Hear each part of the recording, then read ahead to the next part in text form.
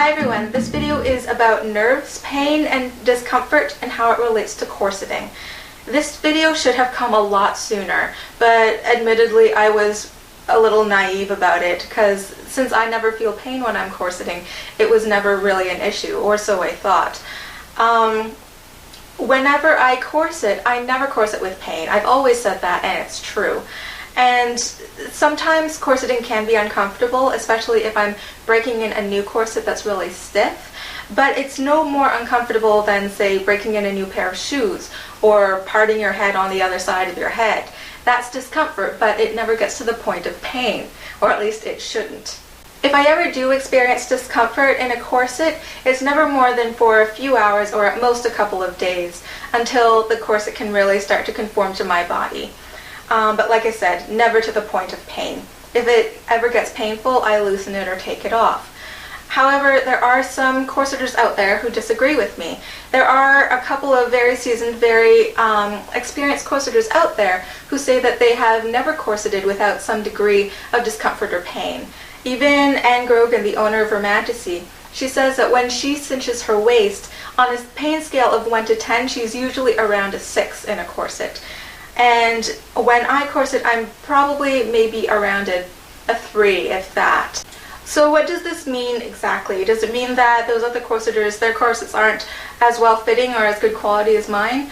Absolutely not. I would probably even say that their corsets are better quality than the ones that I make myself. Does it mean that I'm a wuss when it comes to pain? Well, I do not have a very high pain tolerance. I don't like pain. Whenever I'm in pain, I try to remove myself from the source of pain. However, I have been able to cinch myself 6 inches from a 28-inch waist to a 22-inch waist without pain. So that can't really be it. The best way that I can explain it is that I must have a high pain threshold. That's different to pain tolerance, and it depends on how my body was actually constructed in utero and in my formative years of life. So I am going to go through the structure of nerves and how they work, and then I will come back to how it relates to corseting. So, neurons or nerve cells. There are nerves that send signals from your body up to your brain. These are sensory nerves, and then there are nerves that send signals from your brain out to different parts of your body, and those are often motor nerves. We're going to be focusing only on the sensory nerves in this video. Speaking in very simple terms, a nerve cell is kind of like a battery. It holds a charge. When the nerve cell gets a signal, it releases its charge, and it sends a signal down what is called an axon of the cell. Think of this action potential, this signal, being kind of like a messenger relay runner, and it's running down a long corridor, which is the axon. When it reaches the end of the cell, it will pass the signal on to the next cell adjacent to it. The signal is passed on kind of like the baton is passed on in a relay race. The next cell will also become depolarized, release its charge, send the signal down its own axon, and send the signal on to the next cell, and the message will keep being relayed until it reaches the brain. So what exactly are these signals that are being passed along? Well, different nerves are built to receive different signals. All nerves have many receptors, and these receptors, being related to the word receive, they receive signals. Think of receptors as being many tiny little doors, and you have to do something or have a certain key to be able to open those doors. Mechanoreceptors sense things like pressure and touch. These receptors, they don't need a key or any chemical to be able to open them up. They just need the skin to be stretched or pushed on some way. Basically, these mechanoreceptors can be opened using brute force.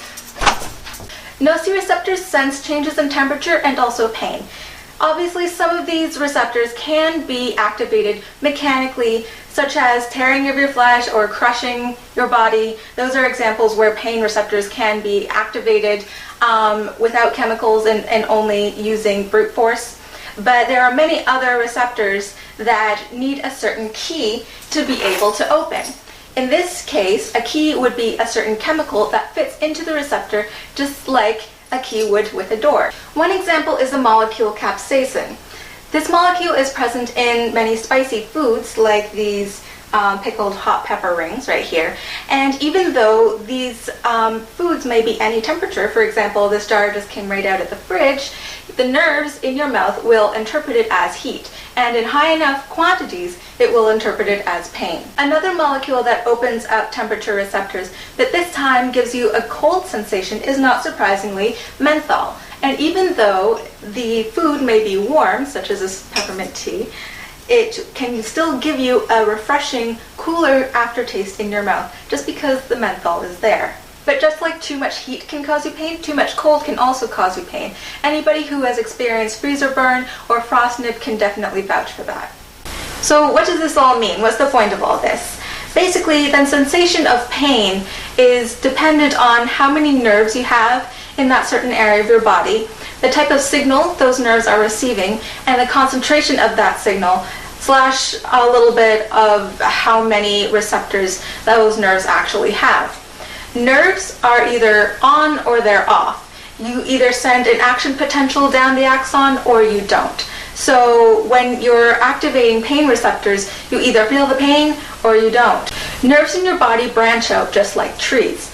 But if, say, you cloned an apple tree and you have two fully adult apple trees, even though they have the exact same DNA, they're still going to have a different organization of the branches and twigs and leaves on them because of environment. It's the same way with nerves. Even two identical twins will have a slightly different organization of their nervous system.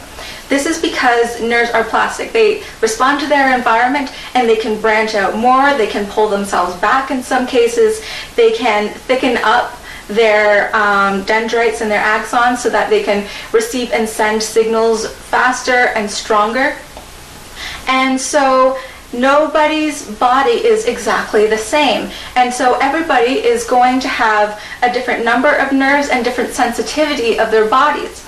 So it stands to reason that people would also have different sensitivity thresholds to touch and pressure, but also temperature and pain. And I bet you've already seen an example of this in everyday life. Think of how large the tolerance spectrum is for spicy food. Some people can barely stand to have black pepper in their meals, whereas some other people can down chili pepper after chili pepper or Scotch bonnet after Scotch bonnet. And those two types of people will never really understand each other. Well, it would also stand to reason that some people can also tolerate more compression on their waists than others. Some people might feel that it's extremely painful, whereas some people might not even feel so much as any discomfort. So in this situation, if you are a person who can tolerate large reductions on your waist, and one of your friends, say, can't stand to be in a corset, they just don't find it comfortable, please don't tease them or berate them. It's not them being weak-willed or having a low pain tolerance or anything. That might just be the way their bodies are made. Likewise, if you have ever tried a corset or anything close to a corset and you felt very uncomfortable or if you've been in pain because of it, don't automatically assume that other corseters are masochists, because that is simply not true. There are some people like myself that do not feel discomfort in a corset. So what if you love the look of corsets and you desperately want to waist train, but you're one of those people who are just very uncomfortable in corsets? Well, you can still wear a corset, but it will take you a much longer time than another person to get down to your goals. There are some nerves on your body that when they receive a consistent signal over time, they become desensitized. Imagine when you're pulling on your shirt in the morning. You can feel your shirt actually going over your skin, but you don't feel the shirt on your body throughout the entire day. That's because your nerves become desensitized, and then you forget you're wearing it. It's kind of the same way with corsets. If you are very sensitive to a corset, then try putting it on with absolutely no waist reduction whatsoever. It's just barely around your torso, very, very loose. And then over many days or weeks or months, if you need to, you will feel comfortable in the corset with no reduction, and you'll forget that you have it on. And once you get to that point, you can tighten it a 1/4 inch or a 1/2 inch or however much you feel comfortable.